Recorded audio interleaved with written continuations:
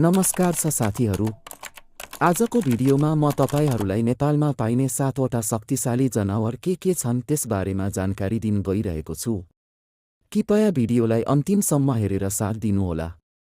1 नम्बरमा रहेको छ हात्ती। हात्ती नेपालमा पाइने सबैभन्दा ठूलो र बलियो जनावर हो। हात्तीलाई संसारकै सबैभन्दा बौद्धिक जनावर मध्ये एक मानिन्छ। नेपालमा हात्ती सफारी लोकप्रिय छ।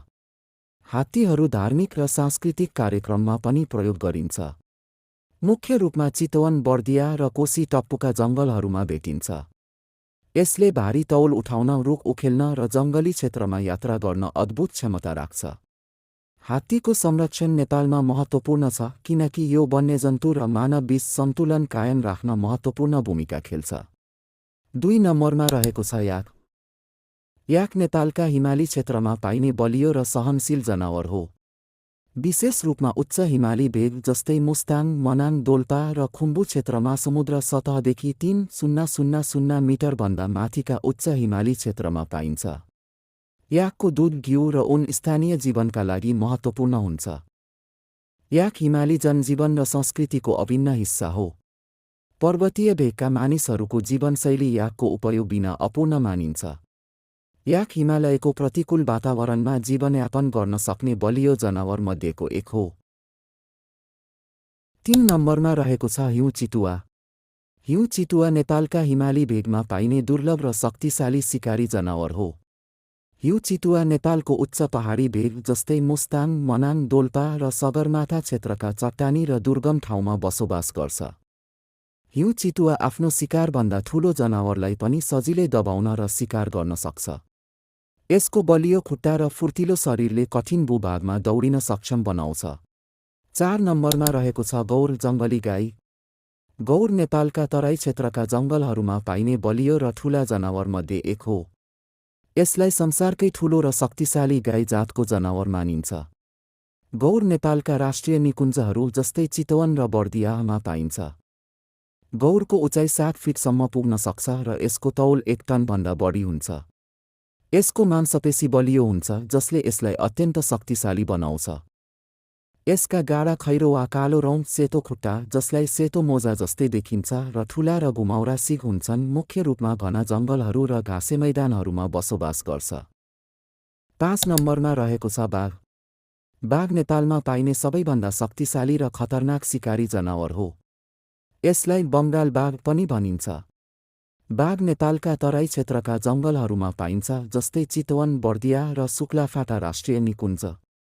बाघ एकल शिकारी हो र आफ्नो शिकारलाई दबाउन अद्भुत शक्ति र फुर्ती प्रयोग गर्छ। यसले आफूभन्दा ठूलो जनावरलाई समेत सजिलै शिकार गर्न सक्छ। मुख्य रूपमा तराई क्षेत्रका घना जङ्गल, घाँसे मैदान र नदी किनारका क्षेत्रमा बसोबास गर्छ। मृग, जङ्गली गाई, बँदेल र साना जनावरहरू यसको प्रमुख आहार हुन्। बाघको औसत आयु जङ्गलमा 10-15 वर्षसम्म हुन्छ। बाघको सङ्ख्या घट्दै गइरहेको छ, मुख्यतः वासस्थानको विनाश र अवैध शिकारका कारण। नेपाल सरकारले बाघको संरक्षणका लागि विभिन्न पहलहरू गरिरहेको छ। 6 नम्बरमा रहेको छ हिमाली कालो भालु। हिमाली कालो भालु नेपालका पहाडी र हिमाली क्षेत्रमा पाइने बलियो र सहनशील जनावर हो। यो प्रजाति एसियाली कालो भालुको उपप्रजाति हो र नेपालका विभिन्न राष्ट्रिय निकुञ्ज र संरक्षित क्षेत्रमा पाइन्छ जस्तै लान्टाङ, मकालु बरुन र अन्नपूर्ण क्षेत्र। यो समुद्र सतहदेखि 1200 मिटरदेखि 3600 को उचाइसम्मका हिमाली जङ्गलमा पाइन्छ। यो साहसी र आक्रामक स्वभावको हुन्छ। आवश्यक परेमा यसले आफूप्रति खतरा भएको ठान्दा मानिसलाई आक्रमण गर्न सक्छ। हिमाली कालो भालु नेपालको जैविक विविधताको महत्त्वपूर्ण हिस्सा हो र संरक्षण गर्नु पर्यावरणीय सन्तुलन कायम गर्न आवश्यक छ। 7 नम्बरमा रहेको छ एकसिङे गैंडा। एकसिङे गैंडा नेपालका तराई क्षेत्रका घना जङ्गलमा पाइने एक विशाल र शक्तिशाली जनावर हो। यो प्रजाति मुख्य रूपमा चितवन राष्ट्रिय निकुञ्ज, बर्दिया राष्ट्रिय निकुञ्ज र सुक्लाफाटा राष्ट्रिय निकुञ्जमा पाइन्छ। यसको शरीर बाक्लो छालाले ढाकिएको हुन्छ जुन जङ्गली कवच जस्तै देखिन्छ। एक सिङ यसका पहिचानको मुख्य विशेषता हो जुन 25 सेन्टिमिटरदेखि 60 सेन्टिमिटरसम्मको हुन्छ। वयस्क गैंडाको तौल 1800 किलोदेखि 2500 किलोसम्म हुन्छ। यो मुख्य रूपमा नदी किनारका घाँसे मैदान र दलदले क्षेत्रमा बसोबास गर्छ। गैंडाले घाँस, पानीजन्य वनस्पति र साना बोट बिरुवा खान्छ। नेपाल सरकारले राष्ट्रिय निकुञ्जहरूमा गैंडाको संरक्षणका लागि कडा कदम चालेको छ। गैंडा चोरी सिकारीबाट बचाउनका लागि कडा सुरक्षा व्यवस्था गरिएको छ। गैंडा नेपालका वन्यजन्तुहरूको प्रतीक हो र जैविक विविधताको अभिन्न हिस्सा हो। यसको संरक्षण पर्यावरणीय सन्तुलन र पर्यटन प्रवर्धनका लागि पनि अत्यन्त महत्त्वपूर्ण छ। आजको भिडियो कस्तो लाग्यो कमेन्ट गर्नुहोला र च्यानललाई सब्स्क्राइब गर्नुहोला। धन्यवाद।